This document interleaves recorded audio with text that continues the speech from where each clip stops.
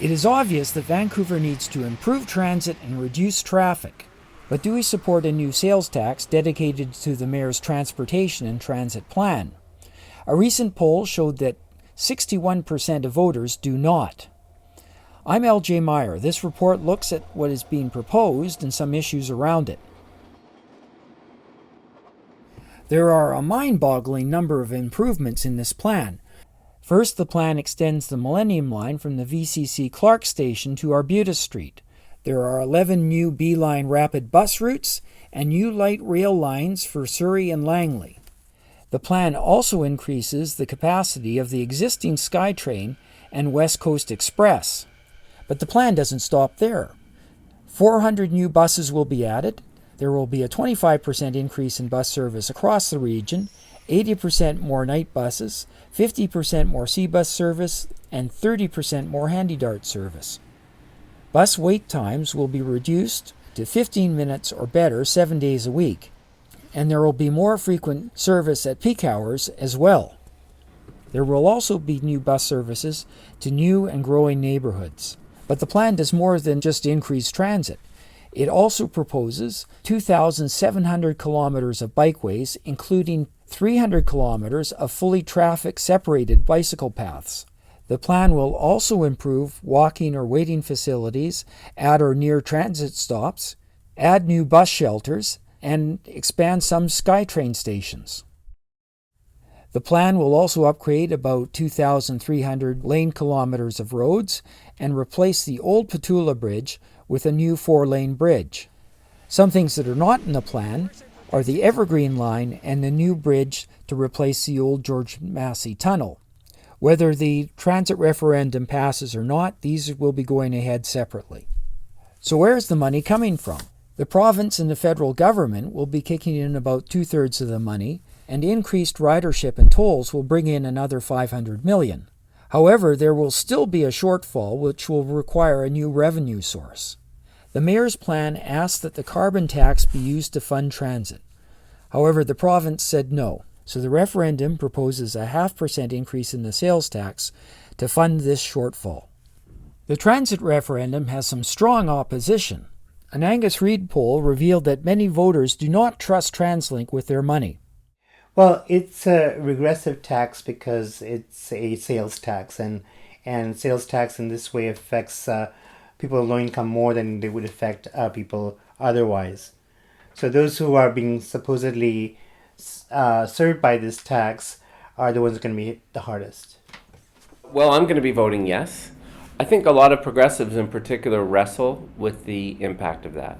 A sales tax in and of itself is what we call regressive, meaning lower income people pay more as a share of their income. But the thing is, you can't look at a tax just based on how we're collecting the money. It also matters what we spend it on. And in this case, because transit is of particular benefit to low income people who more often rely on transit, I would say that the overall outcome is actually progressive. But a quarter of the budget from this plebiscite will go to the Broadway line, right? So it's sucking in most of that money. That money can be better spent into more buses, more transit.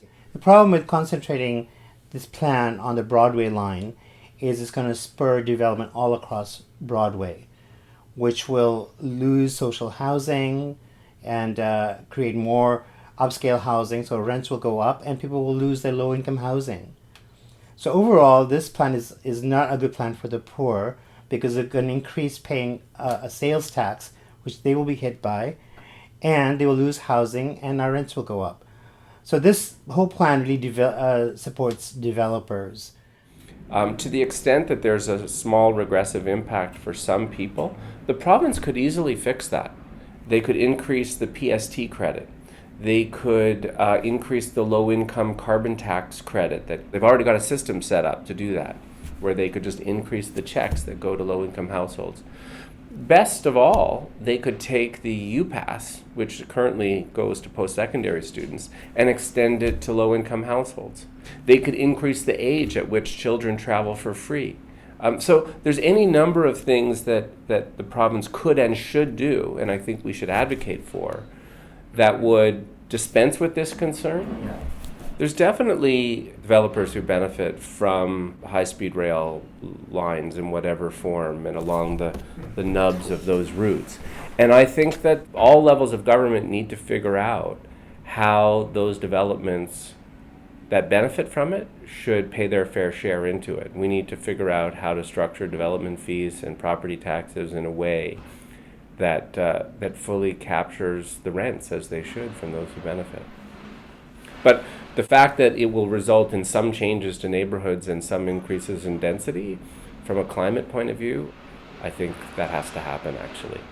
If the referendum does not pass, the TransLink 2014 base plan describes the current plan going forward for the next 3 years and gives a 7-year outlook after that. The plan starts by describing how TransLink has been increasing efficiency, reducing cost per passenger, and cutting handy-dart.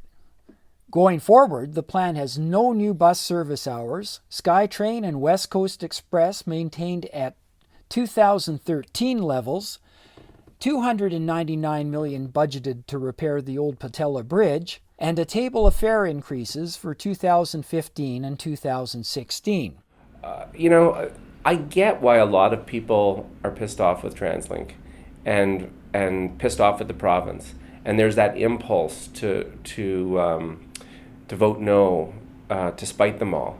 I think that will feel great for 5 minutes, and then we would spend 10 years sitting in traffic and waiting for buses and realizing that we've missed an opportunity to invest in major expansions to service that we need.